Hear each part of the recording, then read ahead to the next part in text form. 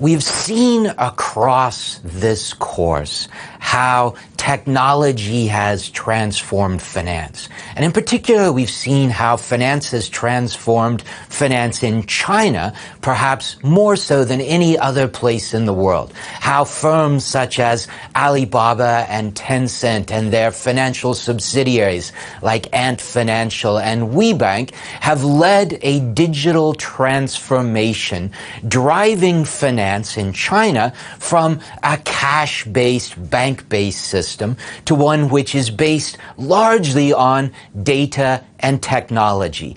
Digital forms of payment, digital forms of lending, digital forms of investment, all based upon techniques of automation, big data, and increasingly artificial intelligence to build a framework for an entirely new 21st century form of finance.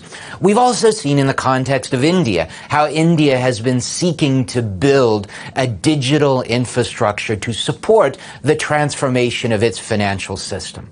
Likewise, in the European Union, a series of changes coming into effect in 2018 are fundamentally transforming the relationship between finance and data, setting the stage for a new European financial system not based on monetization of finance, but rather on monetization of data. And these three pieces go by the short names of GDPR, PSD2, and MiFID 2.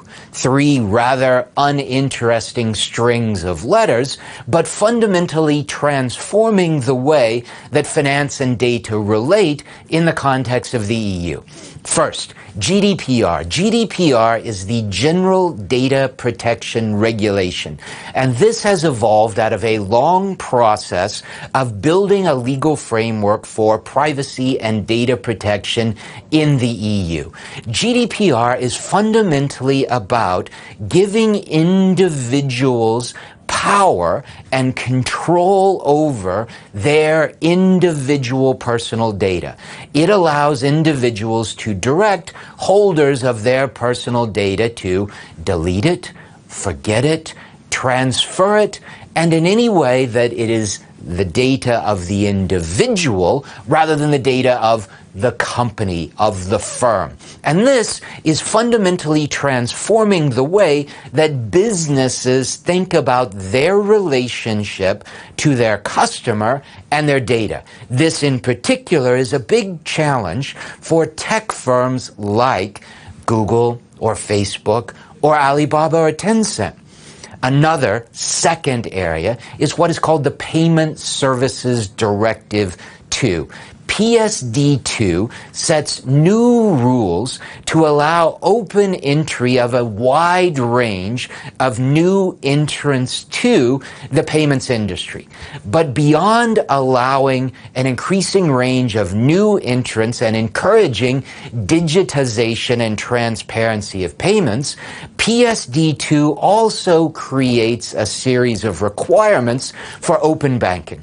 In other words, for a customer, if a bank has your data, information about your financial history, your financial transactions, your financial accounts, PSD2 requires those banks, if you so direct, to allow third parties access to your data, to your accounts.